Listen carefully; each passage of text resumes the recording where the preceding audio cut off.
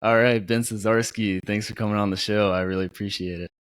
Yeah, absolutely, Logan. It's been a couple of years, so excited to catch up and have a good conversation.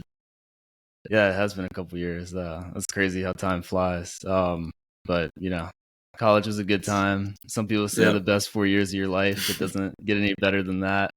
But obviously, your YouTube channel has been combating that a little bit. So walk us through that a little bit. What are you trying to do with your channel and then just your life? yeah. I mean, certainly, I'd say college is some of the best 4 years. I've been lucky that for the 3.5 years I've had after college, it's been pretty great so far. So I'm sure we'll get into details, but I'm working for a big Fortune 50 company, corporate 9 to 5 job, but it's allowed a lot of time to pursue interests that I care about as well, and friendships, relationships. So living in Charlotte, North Carolina, the YouTube channel that you referenced, I'm super into marathon running. So I'm wearing my Chicago Marathon shirt. Ran Nice. that back in October. So on YouTube, like I kind of started it out with recording some like competitive eating stuff that I was doing in college. And then when I first graduated, I like recorded some like kind of personal development videos, just anything I thought was interesting. And now I'm trying to qualify for Boston. So I have to run under a 3 hour marathon, but the cutoff time might be like 2:53. So a lot of training involved, and figured I'd document that on YouTube. So it's just been super fun to have something to work toward. So that's kind of what I've been up to, and then trying to have the job, running, and then balancing friendships, my relationship with my girlfriend, all of that good stuff. Yeah, that's awesome. So the work from home life is that what you're on? I am now on the hybrid life. So Okay. yeah, I mean, so I graduated University of Florida May of 2020, so kind of height of COVID. And Yeah. for the first 2 years working at Procter and Gamble, we were remote for a while, and the role I was in was fully remote. And actually, I think that helped decently well with the transition from college. Because in college, it was like in the business school, we had a good amount of online classes. And it kind of went from college being like doing work in my room to now when I graduated, it was like, okay, I'm still just doing work in my room, just more structured hours. Yeah, that's kind of And nice. then, yeah, and in Charlotte, like all the people I was around, like they were young, kind of doing the same thing. So that kind of led for like a good transition. And now I'm 2 days work from home, Monday, Friday, and usually Tuesday, Wednesday, Thursday in the office. Nice. That's cool. I know a lot of people kind of have a tough time switching over from college. You go from this Hmm. crazy going out all Yeah. the time, have Yeah. tons of friends. We were both in fraternities, so like, Hmm. it's kind of comes easy. But as you leave, how'd you make friends? How was it? I feel like a lot of people don't want to go on Bumble BFF, especially if you're a guy. So it Yep. can be Yep. hard, and I know a lot of people are struggling with it, but probably don't want to admit it. How'd you do it? Yeah. So we were talking about this right before we hit record, where since I've graduated, I've moved 3 times in 3 years. And that's kind of the way it works in like the sales function at my company. So I had never lived in Charlotte, didn't know too many people in Charlotte either. So when I first moved to Charlotte, I happened to know at least one person, and typically, like sometimes that's all it takes. So I had a friend that she actually was the one that introduced me to P&G and encouraged me to apply an interview. She happened to be living in Charlotte as well, and she was like, "Hey, you should meet a couple of my friends, Sean and Gage." And then from then, I met them, I met their friends, and that just became my friend group. So I think I got pretty lucky with that. There was also another UF connection, met a friend named David that happened to be living in Charlotte. So a lot of times, like if you do have that one connection, it can help. Um, but I also moved to Chicago, where so I was in Charlotte for 2 years, then moved to Chicago for work. Again, knew nobody there really, except I happened to know one person that was moving up there.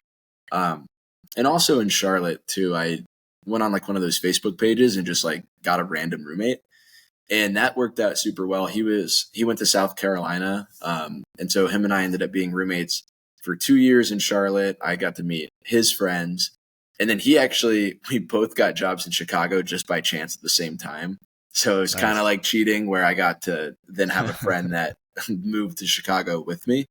Um, And I happened to know one person from UF that was living in Chicago, and that same type of thing. So I'd say like if you know somebody or know somebody that knows somebody, that's typically like the best place to start.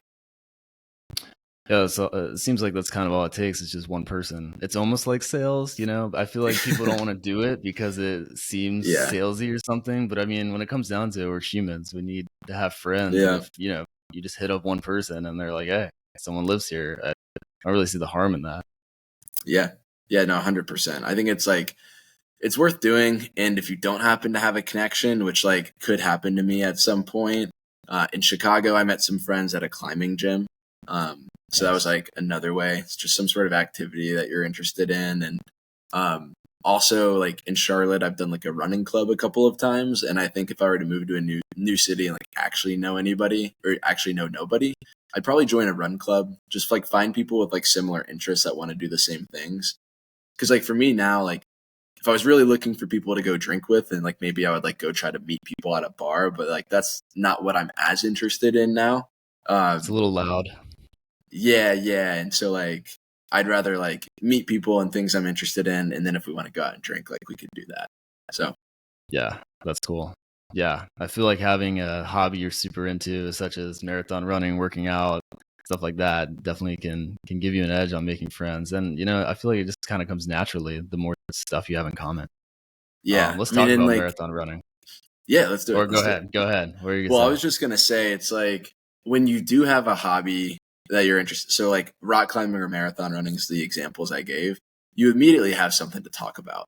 Like if it's marathon running, which we were just about to jump into, it's like if Yeah, you meet someone else that's doing it, you can immediately relate because it's not yeah, something everybody's doing, and then that's usually a pretty easy place to form a friendship. yeah, yeah, for sure. So, people looking for friends, just start running marathons. It's easy. Come on. Yeah, How was your first maybe marathon? maybe one way. First marathon sucked. It was really bad. I actually promised myself during that marathon at least 20 times that I would never run another. Uh, so here I am. I've ran five and I'm training for my sixth. That one was my Oh, junior year at the University of Florida. I have a friend from high school named Austin. We're good friends, and we were watching like that YouTube channel Yes Theory. I don't know if you've heard of it before. okay. I Yeah, think so it was so, like maybe.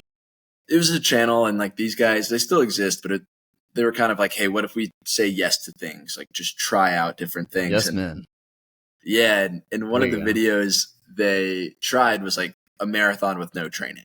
And so my friend and I were like, well, like we're athletic. The furthest either of us I think had ran was 5 miles at once.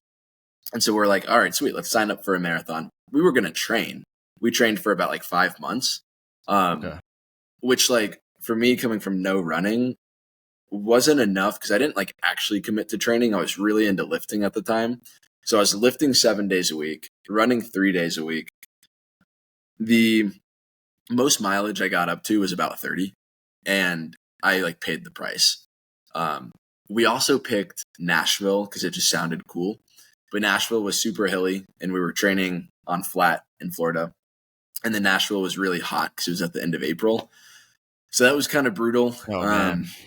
Yeah, and like that was just kind of like a grind fest, like positive split, like at the end getting slower and slower. That's when I was promising myself I'd never do another. And I wanted to break 4 hours, and I got 4 hours and 1 minute. So it stung even more. Wow. I guess it's those hills and the heat too. But coming Yeah, from yeah, Florida, I mean, and the lack of training. yeah, that'll do it. I'm actually running my first one in 2 days. I will not say I have even got up to 30 miles per week. So it's All definitely going right. to be rough. I'm not trying to Yeah. break any time records, but Okay. we'll see. I feel like I'll probably make those promises too. Never do it again. So, what made you decide to do this one? Really, it was David Goggins' book. So I read the first one, Can't Hurt Yep. Me. And Yep. then, of course, naturally, as the year began, I said, all right, I'm going to get back into running. I'm going to read Never Finished. And, Yeah. I said, if he can run 212, I could do 26. Yeah. So we'll see how that goes. I know you So, actually did all of David Goggins' challenges from the first book.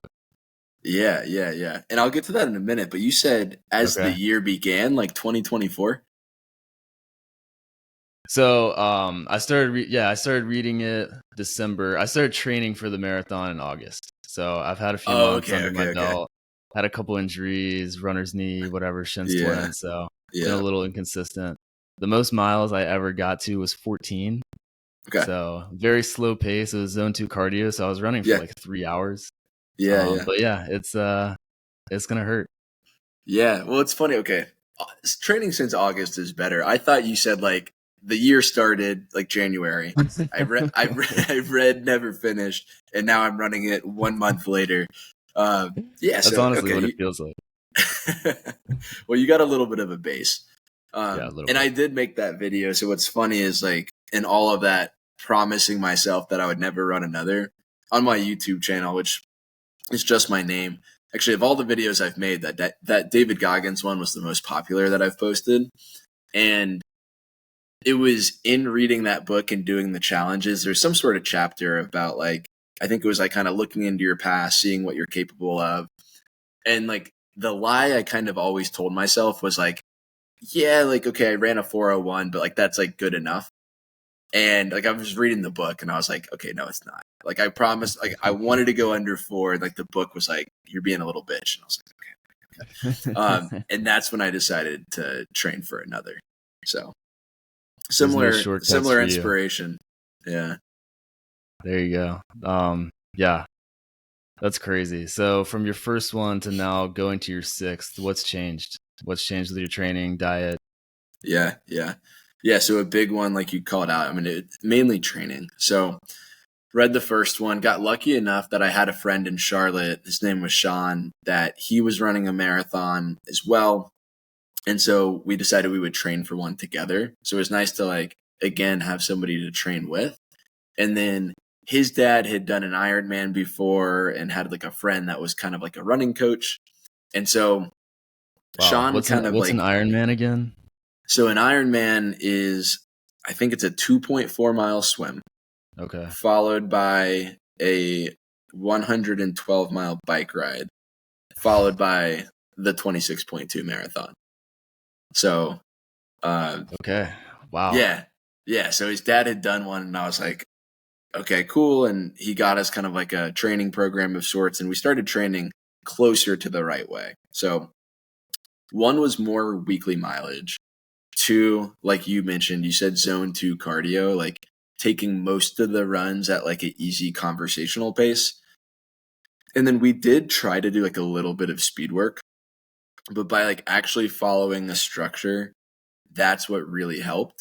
So the training was more enjoyable because I wasn't trying to go as fast as I could every run. Like I got to like have a conversation with Sean as we were running. And then also when I actually ran the race, because I trained properly and my body was ready for it, I felt way better the whole time. I actually ran a negative split, meaning I got faster as the race went on.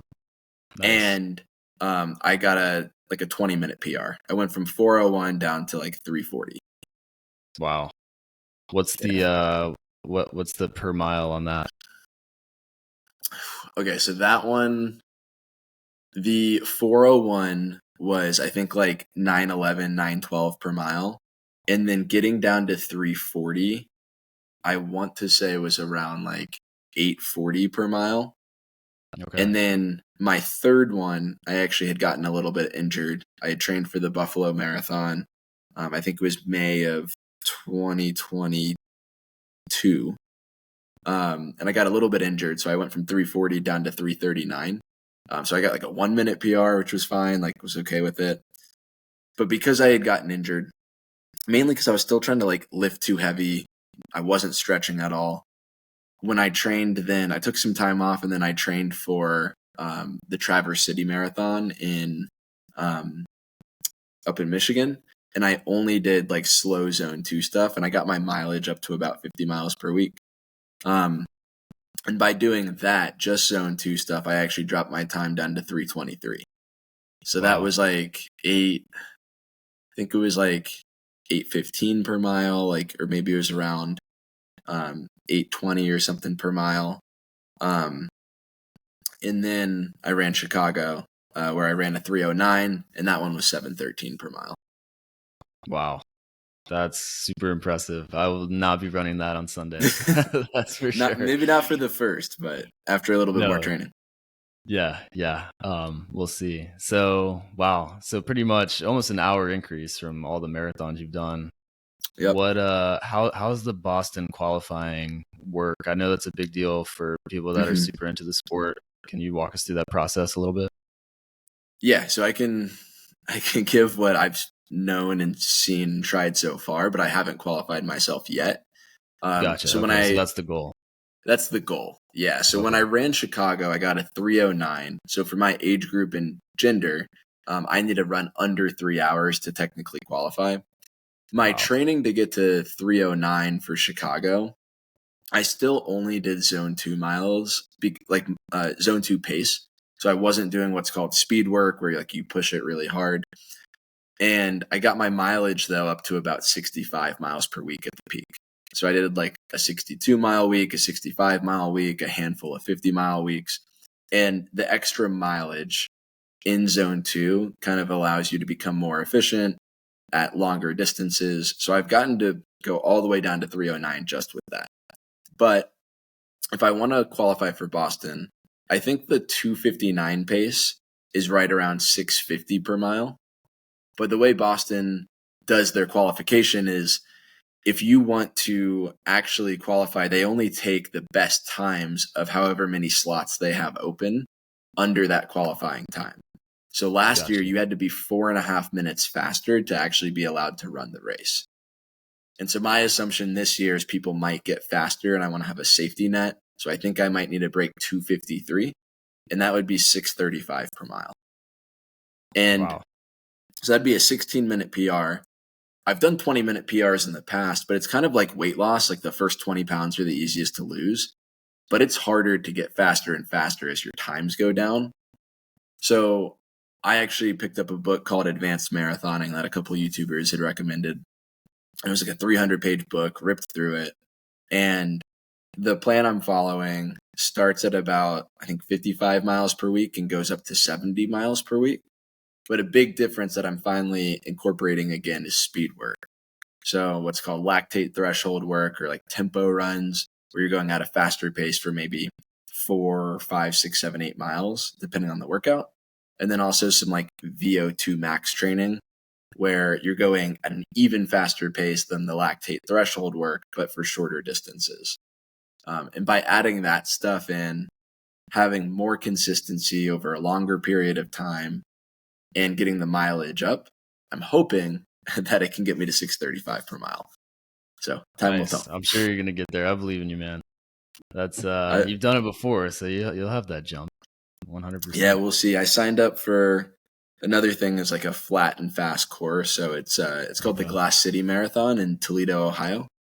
Probably the Okay. only reason I'd go to Toledo, and it's it's relatively like completely flat. It's supposed to be in like the 40s from like a weather standpoint. It's at the end of April, and so those things typically make it a fast course.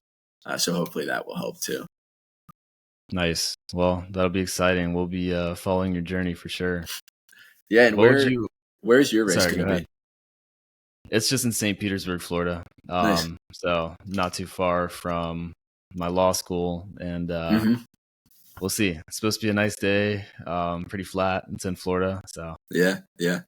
Are you going to we'll. be on RaceJoy? Do you know that app that like people can track you on? No, I'm not on that. Is that like 18 birdies, but for running? That's I don't like know the what golf. 18 Like birdie. it's like the yeah. It sounds like it. So where it might be a little bit different, because I think I might have heard of that. If Okay. your race participates in RaceJoy, you just click on your phone, like start when you start your race, Oh, and people okay. can put in your bib number or your last name, so you can send Oh, it to your nice. friends, Oh, and they wow. can Okay. GPS track you on the race. But they can Oh, also, if you're wearing perfect. headphones, they can send like a cheer. So they'd be like, "Let's go, Logan! You got this!" And you'll hear it on like maybe mile 5, and there's like preset cheers and all this stuff. So like my parents were Oh, that's sending me like awesome. ridiculous messages when I've ran mine. Uh, like on mile 25, and I'm like, oh, I never should have given my friends this because it's all just like, oh, these nuts, like, That's funny. That's awesome. No, I need that because I was I don't know. I'm considering not having my phone in my pocket because I'm gonna have like a shit ton of gels and like I Yeah, don't want to yeah. rub myself raw. Although I don't know if there's a way to avoid that. Um, but Well, for me, so first, don't try anything different on your race day that you haven't trained with. Um, okay, I always like I'm able to hold my phone because I have like just compression shorts where my phone is like kind of compressed against my thigh, so that's always worked well gotcha. for me. And Okay, then I'll carry my like gels in my pocket and stuff. Um, so if you're used to running with your phone, it's fine. I ran I ran a half marathon a couple weeks ago, and I didn't have my phone on me, no headphones. I was just kind of like enjoying it. And typically at like a big enough marathon, there's enough crowd support where like you don't really need music. yeah, that was kind of my plan. I did a half marathon last year and did Mm. no music just because David Goggins said so. Yeah, So that was kind of the plan, and my AirPods die a lot, anyways. yeah, What yeah. do you think the difference is between the half and the full? Is it night and day? Yes, yeah. Because here's the thing. So I've ran 5 full marathons. And so my first one was April 2019. I've probably ran over 13 miles or over, probably like close to 100 times now, like 50 or 100 times. In fact, like uh, 2 days ago, Wednesday morning before work, 13 miles, 14 actually, because like, Casual. and it becomes that way because like when you start training for the full 26, you have Yeah. to do runs at 13, 14, 15, up to maybe Yeah. even 22 as training runs. And I'd say like with the half marathon, even if you're going pretty fast, you can typically kind of recover in like a day or two. When I run fulls, especially like my first one, second one, it takes like a week. And once you like kind of get into running a little bit, a half marathon, you might be like under 2 hours. Like we've all done 2 hour workouts before. Like we can't say we've all, but a lot of people that are like into the gym or whatever, into sports, Yeah. you have 2 hour practice or 2 hour Yeah. workout. But when you move that to like 4 for like a full marathon, it's kind of like next level. I'd say the full marathon requires a lot more training. And I think it gives kind of like a deeper sense of satisfaction because you really have to like map out your training, put in all the hours to just get it done and then improve your time.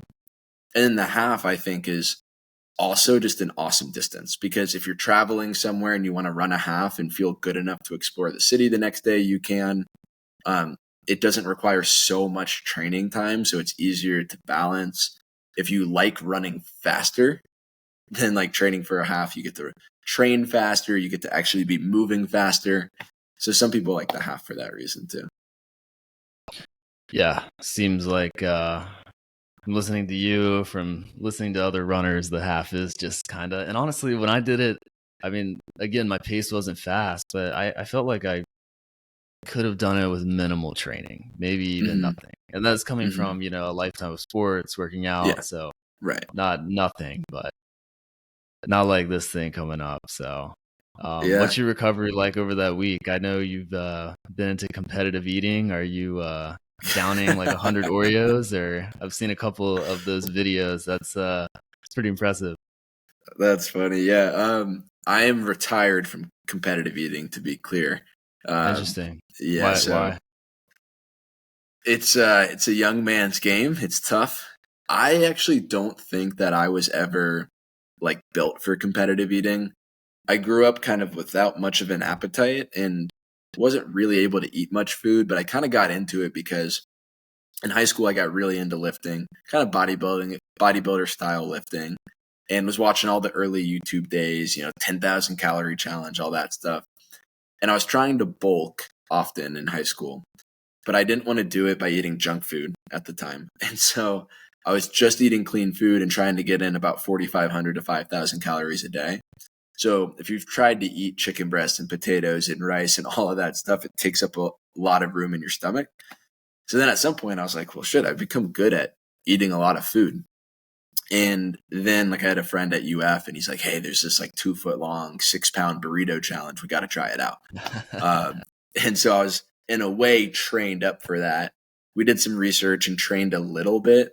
And we finished that challenge, and then we went on to, over the next couple of years, finish a bunch more challenges. And it was fun. And in college, there's nothing better than getting a free meal, a free T-shirt, and your picture on the Wall of Fame. There you go. Win, win, win. Exactly. I mean, that's everything you want. But working, having some money, trying to train for competitive eating involves eating tons of food, sometimes 6, 7, 8 pounds of fruits and vegetables to expand your stomach, chugging water. And like, I trained for one challenge while I was still working, and like, I'd be like on a call with my manager, just feeling awful, like not being able to like do anything that day. And as I got more into running, if you have a bunch of food in your stomach, I mean, that runs has experienced the porta potty or whatever they have to go do during a run. So competitive eating with that, yeah, didn't mesh too well. So to answer your question about recovery, is like my first one and second one, it was super brutal. It took a week, felt horrible, but it was kind of like a sense of pride, like limping around. You're like, yeah, like I did that thing. This feels awesome.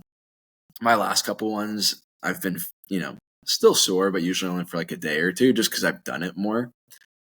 Just getting a lot of food in, honestly, like whatever you like, food, a lot of hydration. It's easy to like not drink as much as you need to.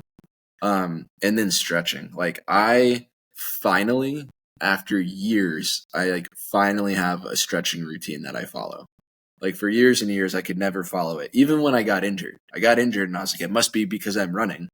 And I never tried to stretch more than like 2 days in a row. And in the last about 6 to 8 months, I've stretched every single day. I've probably missed like 5 days. Wow. And how'd you get consistent? I got consistent. The way I finally got consistent, I'm kind of at my best from like a productivity standpoint when I'm following this like weekly journaling practice I kind of created for myself. And I'll write out my goals for the week, and then I'll do that on Sunday. When the next Sunday rolls around, just one page of the little journal, I'll do a reflection on the week, and then I'll set my goals for the next week. And keeping the journal in a place where I'll see it often. And so I knew I wanted to get into stretching as I was getting my mileage up. Felt like it was important as I was getting up to like 60 miles per week. So when I do the journaling system, I kind of write out like Monday, Tuesday, Wednesday, Thursday, Friday, Saturday, Sunday, write it all out, have like maybe 4 boxes of things I want to do and 4 boxes at the top. So 4 boxes at the top of like weekly goals, overarching, and then under each day, like 4 boxes. And I would write in stretch like on every single one.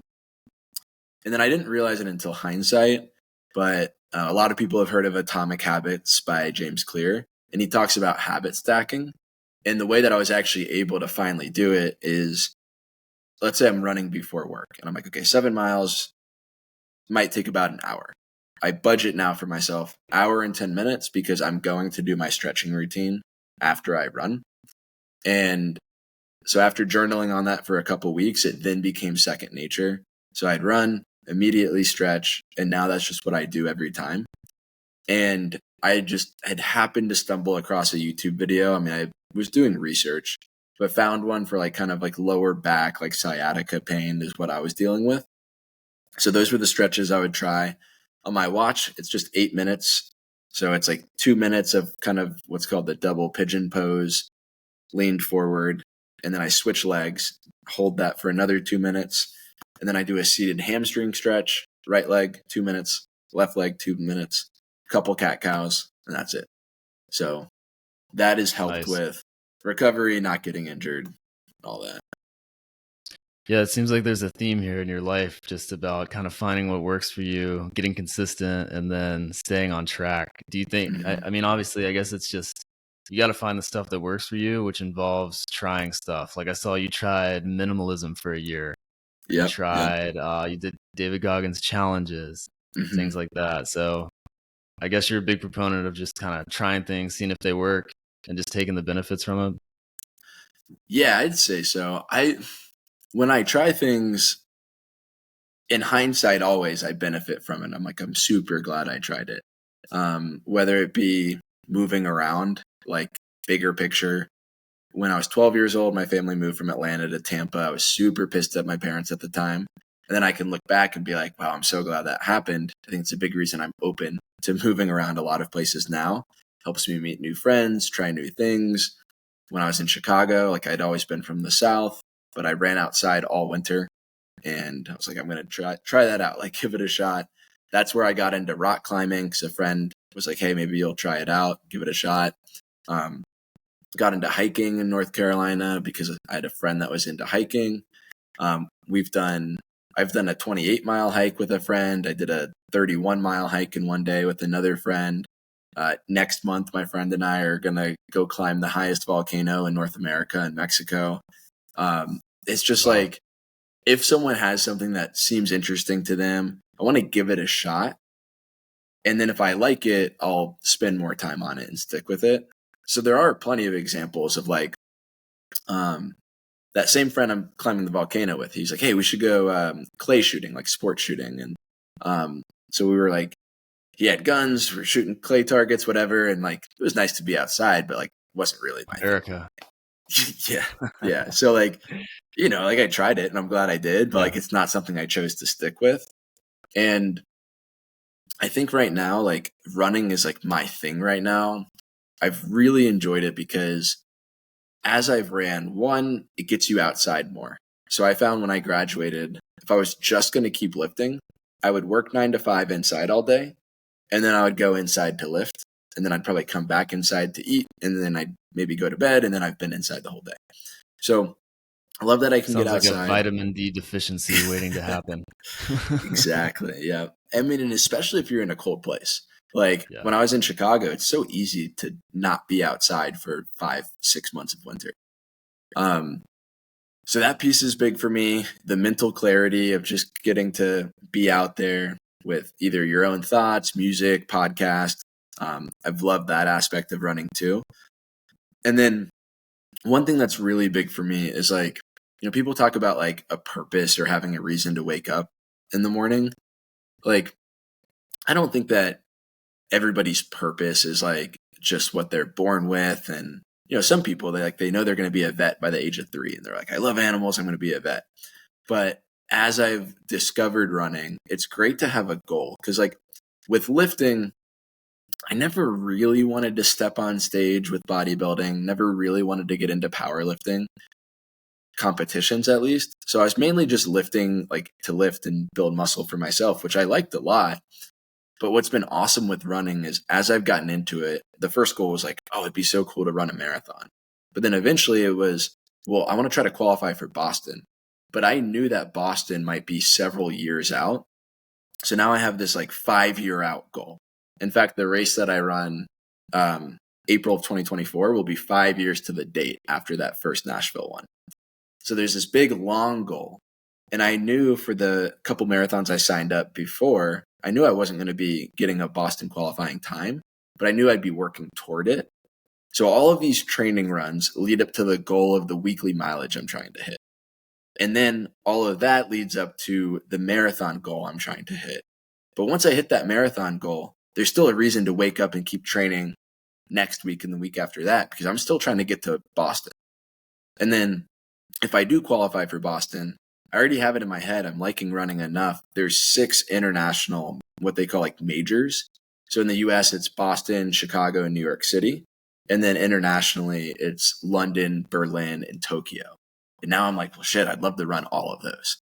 And there's qualifying standards to get into each of those. So now I'm like, okay, well, that's the goal, the thing I want to work toward. So when I build a training plan for, let's say 18 weeks, so a handful of months of training, like I know each day, like it's not as hard to wake up at 5 a.m. to get a run in before work because like I know what I'm working toward and I really want that thing. Yeah. I feel like people struggle.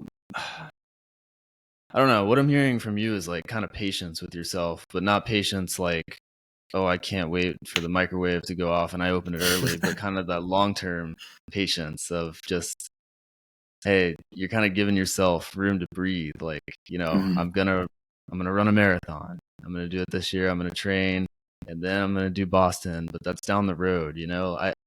I feel like some people are so like quick, and you always hear like haste makes waste, or like, the tortoise, whatever, with Yeah, marathon yeah. running. Why do you think people are everyone just wants it so quick? Everything. Yeah, and it's those, you hear the cliches like you have to enjoy the climb up the mountain. Like it's not just the view, or the process is what you have to love. But that is true, right? Like it's not just about the marathon. Like it's the training and knowing what it took to do the thing you're hoping to do. And marathon running is very humbling and kind of does teach you that patience you're talking about.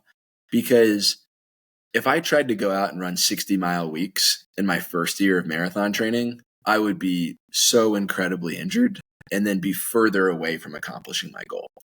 You almost have to earn your weekly mileage, and your weekly mileage is what lets you unlock those bigger and faster goals. So you can't just go and run 40 miles a week and stay injury free. You have to start with 10 miles a week, build up maybe 10% each week, and then 30 miles a week, 40 miles a week, stay injury free, and keep building and building and building. And that's the only way you can get better. So for most people, you can't just qualify for Boston in your first year of marathon training. Like it's going to be a process. What would you say to people that can't even visualize that? Maybe they just are struggling to get out of bed. What, some of these things seem so long term. You hear the term analysis paralysis. I think the new one is mental masturbation. I've heard that thrown around a lot. I have heard that a little bit. Yep. Yeah, I mean, and I get it. Life is hard, and sometimes you can go through some stuff, and some days, I guess, maybe you can't get out of bed. But if you're trying to restart and just start towards something, what would be the first step you would take? Yeah. Love the question. Some of it goes back to what you said earlier of try things. So you have to just take that leap of faith and try a couple of things to then find the thing you want to work on that eventually you'll want to be patient toward. And I would say that for most people, if there is that aspect of, hey, I don't want to get out of bed, sometimes that's like maybe for a day, maybe a week, couple weeks. But I would think that there's a point during a month. Maybe they listen to this podcast or read David Goggins' book or see a motivational clip on TikTok, Instagram, YouTube. If you can find that moment, and you can be patient, wait for that moment where you do get motivated, like capture that energy and write down what you want to do and sort of make that promise to yourself. So I love the analogy for me of my marathon training plans, because when I read Advanced Marathoning, it was like I was in a good mindset. I knew I really wanted to just follow a super strict training program and try to qualify for Boston. So at the very start for my 18-week training block, I wrote it all out in about a day or two while I was feeling motivated. Because when I'm 14 weeks in and I'm running my 7th week that's above 65 miles, I'm not going to want to wake up on a Wednesday morning at like 5 a.m. to run another half marathon before work. But I know like the best version of myself made that promise to me like a couple of months ago. And I'm like, I want to listen to that version of me. You only have to listen to yourself. Like, it's not like anybody else. Like, if you can find that moment, then you're like, I wanted this for me, so let's go do it. And so that'll come over time. I like to use the example of the alarm clock. So when you go to bed and you're like, okay, I'm going to wake up early, that's like the most rational version of yourself when you set the alarm. And then when you wake up in the morning and you're groggy and you go to hit the snooze button, that's like the least rational version of yourself. And the ideal move would be, hey, listen to the version of you from the night before. So that's what I think about like this goal setting is like, find the moment where you're motivated to write out your goals and then listen to yourself. You have to build trust with yourself and follow through on the things you tell yourself you're going to do. So you can start that on a small scale And then the more consistent you get with that, the more valuable your word becomes to yourself. And then you start to do the things you said you're going to do. It's just like a friendship, but with yourself. If you lied to your friends and, said you were going to go out, but always bailed, like probably wouldn't have many friends. I think Chris Williamson, who's a podcaster, said true hell is the person you could have been meeting the person that you are, assuming that you didn't live up to that. And I feel like that's probably pretty true. I mean, you hear so many people on their deathbed like, oh, I didn't do this, I didn't do that. And I get it. I feel like I've been scared to do stuff before. And even sometimes just, I don't know, walking up and placing an order at a food place is hard on certain days for some people, but I feel like once you do it, you feel so much better and the momentum builds off of that. But I feel like I've also seen it works. Not only does the momentum not build if you stop, it goes backwards. So it starts getting harder every single day you don't. And it's kind of like the myth of Sisyphus, like pushing the boulder up the hill. But I don't know. That's kind of life, You just got to find stuff you enjoy and go do it.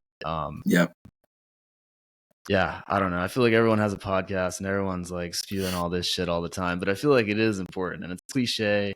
But it's important for people to at least realize a little bit. Which brings me to like the productivity books. You mentioned Atomic Habits. I know you've read Start With Why. I just finished that one, which I thought was pretty good. And there was a time where I completely denounced like self-help books. I was like, I've seen it all on YouTube, whatever. I'm done watching all this crap. But I feel like you need the basics. Maybe you don't need to read like 100, but like if there's like a core 5, do you think people should read those? Yeah, I do. And I have quite a few friends that they hate the self-help books and they're like, I don't need somebody to tell me how to think. And one of those friends is actually, I think he lives an awesome life. And so he's able to do it without it. So I think some people like don't need it. I don't think anybody maybe necessarily needs it, but I think it can help you come to conclusions or like learn some things quicker without having to learn them the hard way.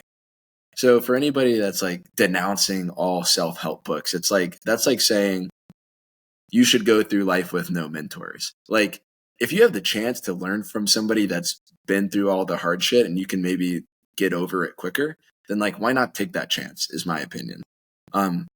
So for example, when I tell people about Atomic Habits, although everybody's freaking heard about it, to me, it's a great book where I'm like, you're going to read that book and read almost nothing new. Like you've seen it all before, but it takes all that great information, puts it all in one place. And it's a great refresher to like read it at the start of the year if you're feeling inspired to set some goals. So I think books can be great for that. And then at some point, like you do have to take action. Like we were saying, like if you're just reading the books, it's not going to do anything for you. When I made that David Goggins video, I started the video by saying some sort of quote like, motivation without action is just inspiration or just entertainment. Yeah, so motivation without action is just entertainment. So you can get fired up watching David Goggins video, but if you don't do anything with it, you're just watching an action movie. Like you're not like actually using it to become better. And that's why as I read David Goggins' Can't Hurt Me, I was like, I'm not allowed to read the next chapter until I finish his challenge from the first chapter. So I'm actually doing something with it. And then that's actually what got me in the mindset to run another marathon and kind of form this snowball effect to like put me where I am today.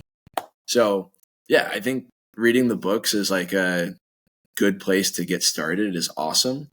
And then the other thing I'd plug is what I was talking about of like having a journaling system where whatever that system might be for me, I've tried digital, I've tried a bunch of things. Just a simple journal that I actually write stuff down on has been the best.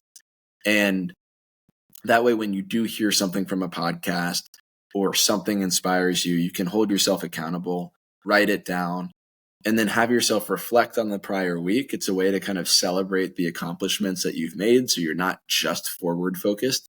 You get to kind of look back, reflect, and enjoy a little bit.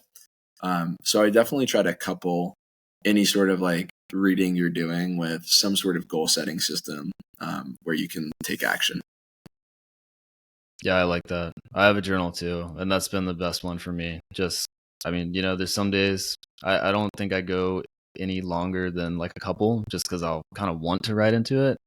Hmm. But yeah, I have that, and just writing it down, just writing something down. Sometimes it's goals, sometimes it's like Hmm. person cut me off, and I got pissed off, and I don't want to do that anymore. Why do I feel like that? But I definitely feel like it helps. So you tried meditating for 30 days.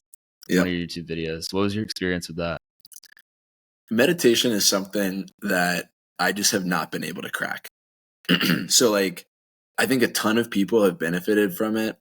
A podcast I listen to all the time is the Tim Ferriss Show. You hear all these guests talk about it.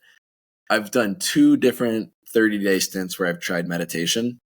And frankly, I probably haven't given it the proper shot it needs. Like, maybe my attempt at meditation was the same as my training for my first marathon, where like I thought I kind of knew what I was doing, but maybe I half-assed it a bit. So I never had good enough experiences for meditation where I then was able to stick to it. And it's one of those things that like lingers and stays there, whether it's meditation or Andrew Huberman talks about non-sleep deep rest. Like, that is definitely an aspect. Like, okay, I finally added the stretching. I've got the running. I've got the lifting part.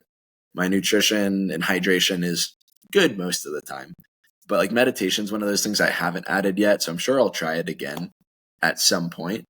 I remember having certain days where I felt good from it. But for me, it's came down to like, at the end of the day, there's finite time. And I haven't chosen to dedicate the 10 minutes or however many minutes a day to meditation. I'm sure I could find the time, and maybe that is the right use, but I haven't been able to get myself to stick to it. Yeah, I've kind of had a similar experience with it. One thing that's similar is yoga, especially if there's some sort of like breathing exercise at the end. Hmm. That has made me feel good. If I start my morning with a little 15-minute, there's a girl online, Yoga with Cassandra, and she'll do like Hmm. a meditation afterward. She's very zen. Yeah, I like that. And I feel like that's kind of akin to meditating. Plus you get a little bit of stretching too. So, yeah, which yeah. isn't That too seems like bad. a good hybrid of it. Yeah, I mean, coming from a guy who can't touch his toes, I need some stretching in my life. Yeah, Especially maybe the marathon will kick that into gear a little bit.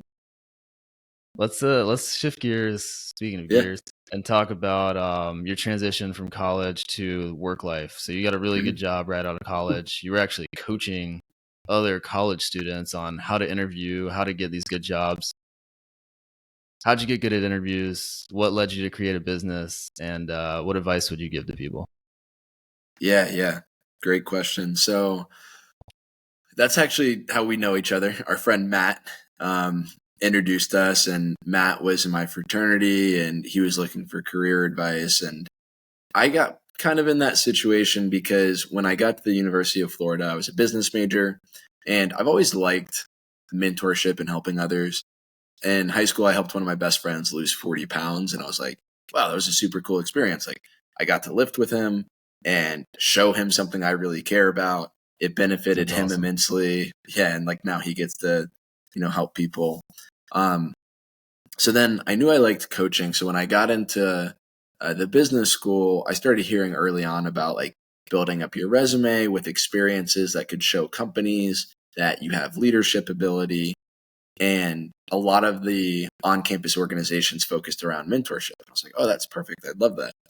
And there was a free resource for students in the business school, what we called like CAP mentors, career and peer mentors.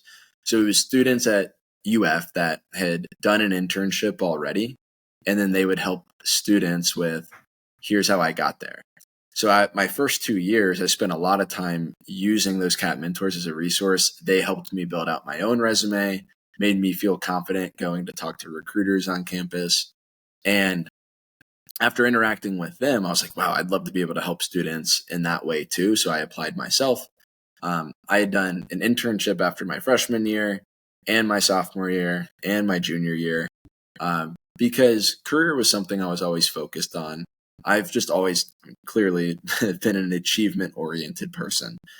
So I'm always like trying to do the right thing or do the thing I think I should be doing. So yeah, I was able to earn that spot of helping students. And I learned from others how to build out resumes and interview. With one of those CAT mentors, I had my first mock interview. And he's like, hey, we're going to go through the whole thing, act like we don't know each other, act like it's real.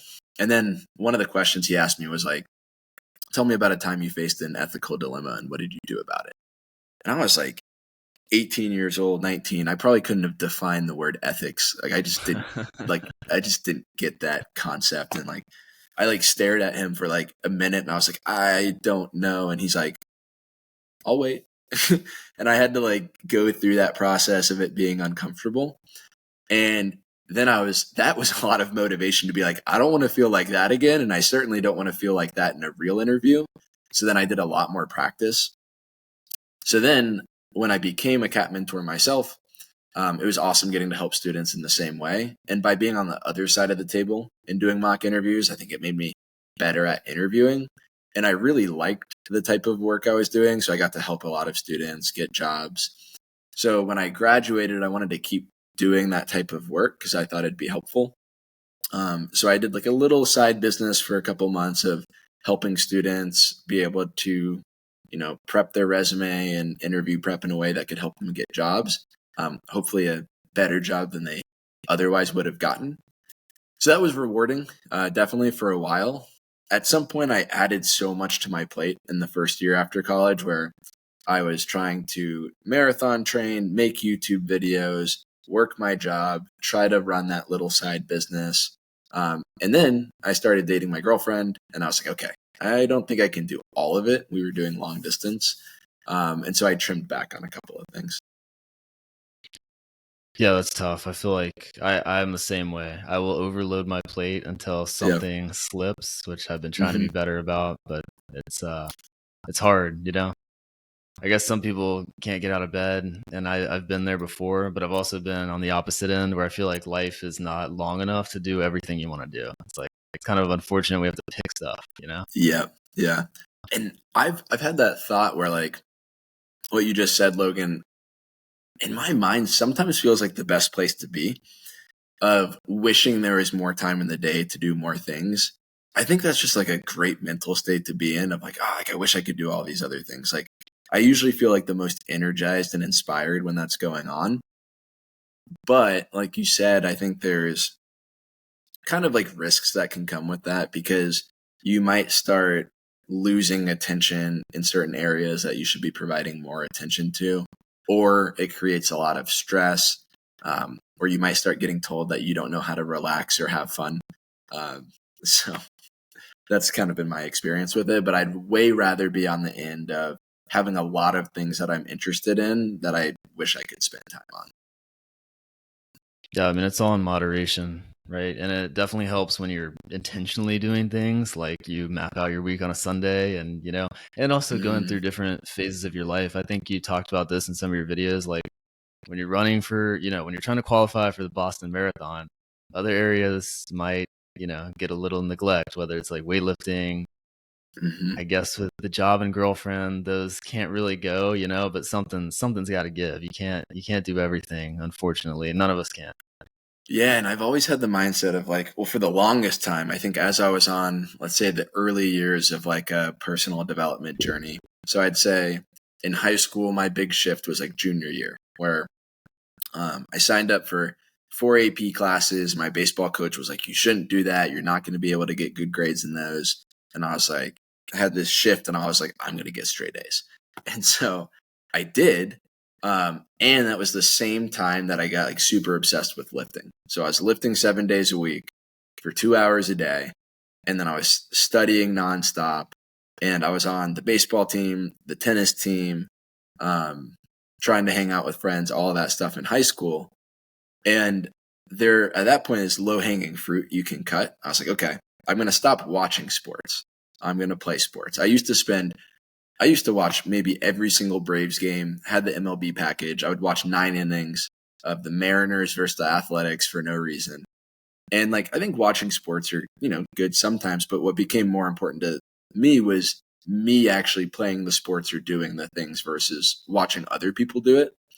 So throughout high school, college, early career, there was always some things I knew I could trim off. And so I used to like be in the mindset of, oh, everybody's got time for it. Like if you want time, you can make time. And that's true until you get to the point where you're filling your time 95%, maybe 95% of your time with things that you want to be doing, and nothing then at some point things don't feel like low hanging fruit anymore. I don't have TV to cut out. I don't have TikTok on my phone. I can always spend a little less time on my phone, but at some point stuff does have to give. And that's kind of the first reality I had with that was when I started dating my girlfriend long distance. And I knew I really wanted to be with her. I knew we had something special. And I was like, you know what? I'm spending a lot of time in front of the computer during the day. Now my choice is, do I edit YouTube videos at night, or do I build my relationship right now with my girlfriend while we're long distance and FaceTime often? And that's the route I chose. So I stopped making YouTube videos for pretty much 2 years on the dot. And that was the 2 years my girlfriend and I were long distance, but we moved in together and got to the same city back in June. And after kind of settling in, getting used to things, when the new year came around, I was like, man, I'd love to make YouTube videos again. So that's what I've started doing. And so now I was able to add that back in because we do get to spend a lot of time together. And so there's time I've been able to find to make YouTube videos. But it's still a balance because it's not like, oh, we live together now, I can just make YouTube videos and ignore her. I don't want to do that. Yeah. And so it's still hard to find the right balance. And I think realistically, if I'm trying to do all of this stuff, it's going to take me a year to at least to get what I feel like is a good balance. Yeah, I feel like when it comes to YouTube, I mean, Mr. Beast, who's like arguably the most successful YouTuber out there, said until you make 100 videos, it's just going to be shit. And I think we're both under 100 videos. I try not to make shit, but I'm sure, 100 videos down the line, we're both going to look back and say, it's all right. Yeah. But at least we're trying, and we're getting there. And I think the hope is every video gets better.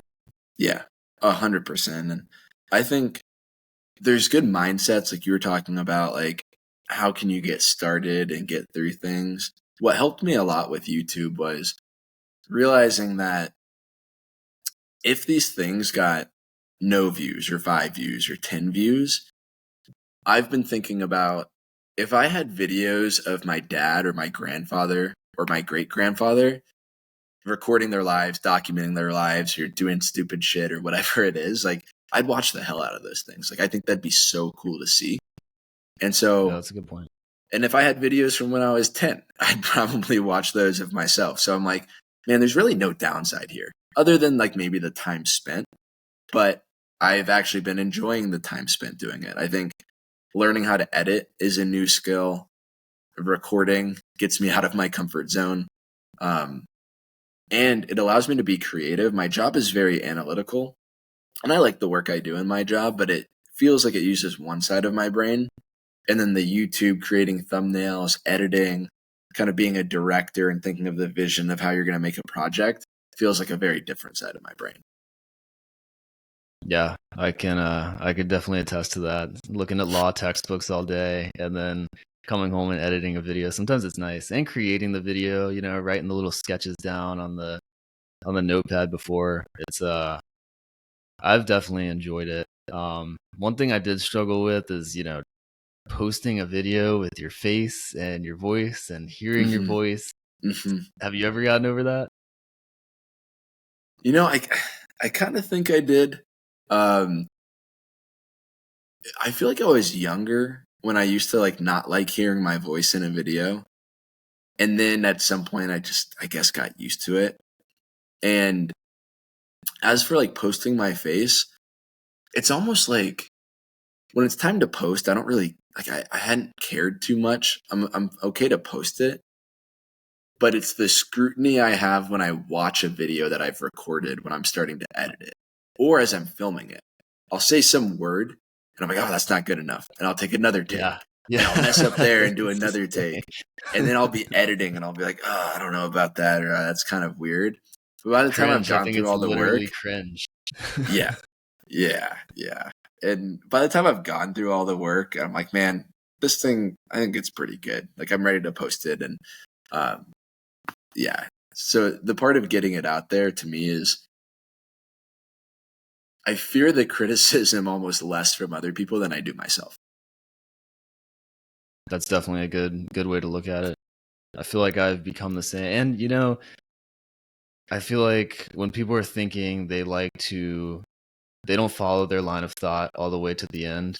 They're just like, someone's gonna see this, they're not gonna like it, and then almost like death. Like that's Yeah. it. Yeah. Like I'm fucked. Yeah. But in reality, like if you really followed that chain of thought all the way down the line, and it got to the point where someone like put their phone in your face, showing a video of you like pointing and laughing, like would you really care? Yeah. It's not that bad. And I've kind of had that happen like in a way where Really? like, Oh, like yeah, like, making people talking shit. oh yeah, like a friend put up like one of my videos and he's like, "Oh, what's this?" or "This is kind of boring." And okay. I was like, or like I've posted a video and my friend's like, "Oh yeah, like I'm not gonna watch that," and I was like, "That's okay." Like I was like, I Thanks, don't man. yeah, I was like, thanks, and also like at least like Yeah, he was being straight up. I'm like, I don't expect yeah, everybody to watch my videos. Like they're about marathon running right now. Like I don't expect a friend that's not into marathon running and has no interest to watch it.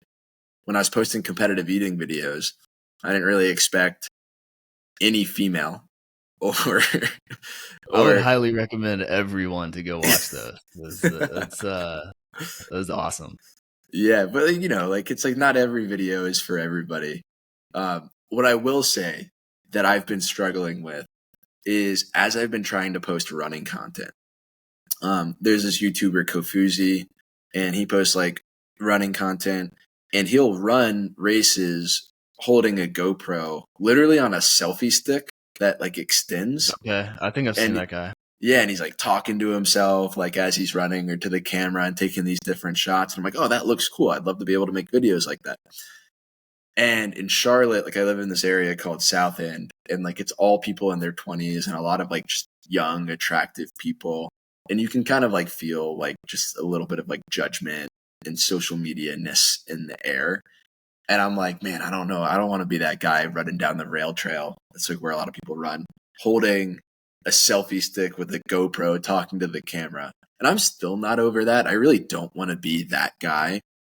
Yeah, I don't want to be the tripod guy in the gym because like part of that I that's do that feel might be like a step further.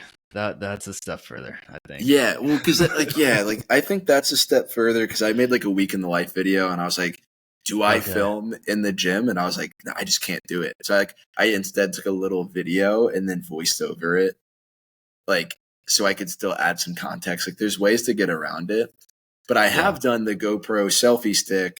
But luckily, when you do like a 10-mile run, you'll find some 20-second stretches where nobody's near you, where you yeah, can like talk to the camera. So that's been like a decent workaround.